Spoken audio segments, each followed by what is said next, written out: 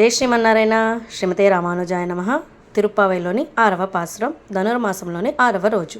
పుళ్ళుం సిలుం వినగాన్ పుల్లరయిన్ కోయిలిల్ வெள்ளை விழிசெங்கன் பேரரவம் கேட்டிலையோ பிள்ளாய் எழுந்திராய் பேய் முலை நஞ்சுண்டு கள்ளச்செகடம் கலக்கஜ கால்லோச்சி வெள்ளத்தரவில் துயில மறந்த வித்தினை உள்ளத்துக்கொண்டு முனிவர்களும் யோகிகளும் மெல்ல விசந்து அரியன்ன பேரரவம் உள்ளంబుగుందు కులిరిందే లోరెంబావాయ్.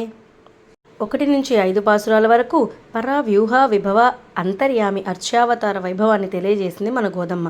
6-15 పాసురాల వరకు మన గోదమ్మ 5 లక్షల గోపికల్లో ఒక 10 మంది రాపోయేసరికి వారిని మేల్కొల్పడానికిగా వారి ఇంటికి వెళుతున్నారు. అంటే భాగవతులతో కూడి మనం స్వామిని ఆశ్రయించాలి అని నిరూపించడానికిగా ఈ 10 పాసురాలు తెలియజేశారు. అలా ఇవాల్టి పాసురంలో మొదటి గోపికని మేల్కొల్పుతూ తెల్లవారిందనే గుర్తులు తెలియజేస్తున్నారు. ఉదయాన్నే పక్షులు కూస్తున్నాయి, గుడిలోని శంఖారావం వినిపిస్తోంది, ఇంకా నిద్ర లేవలేదేంటి అని ఆ గోపికని మేల్కొల్పుతున్నారు అన్నమాట. ఇంకా కృష్ణయ్య గురించి చెప్తున్నారు. ఏమని? పూతన అనే రాక్షసిని సంహరించినవాడు, శకటాసురుని కాలుతో సంహరించినవాడు.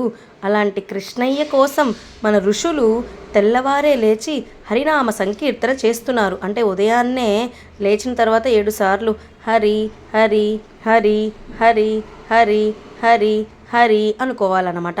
అలా మునులందరూ కలిపి హరి హరి హరి అంటే చాలా బిగ్గరగా వినిపిస్తోందట ఆయప్పాడిలో. అలా ఆ హరినామ సంకీర్తనతో మేమందరము లేచి నిన్ను లేపడానికిగా వచ్చాము.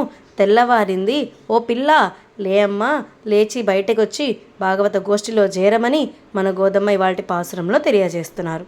ఇవాల్టి పాసురంలోని నామము హరి. జై శ్రీమన్నారాయణ. అడియేన్ రామానుజదాసి. ఆండాల్ దివ్య తిరువడిగలే శరణం.